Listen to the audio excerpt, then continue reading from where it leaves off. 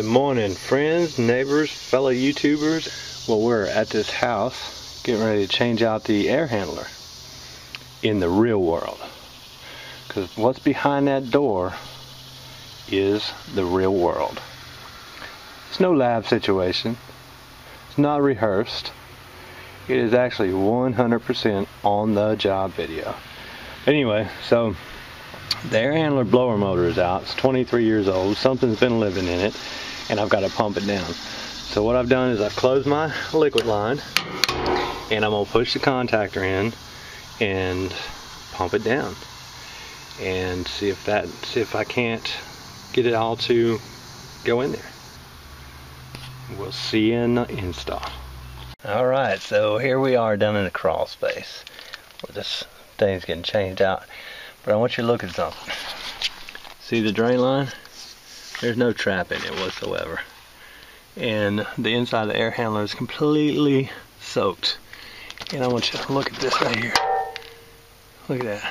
I don't know what that is, but whatever it is, it's nuts. Nutshells.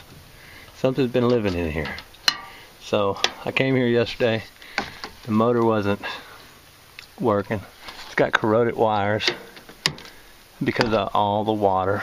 So number one reason you need a trap on an air handler right here. No trap, no drain. If it's not trapped, it won't drain. So this right here, I don't know if you can see all the water as I push in on it, but it's full of water. We'll look at it when we get it pulled out. Anyway, alright, I'm gonna go to work. Alright, I want y'all to see something. This is a condenser fan motor in a blower. It's acting as if it's a blower.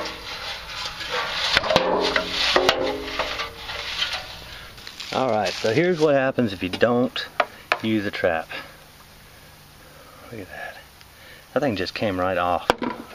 There's one there. There's another one. All that. The ground wire won't come off. And then that was laying on the relay was laying there in the water. Look at that. Wow.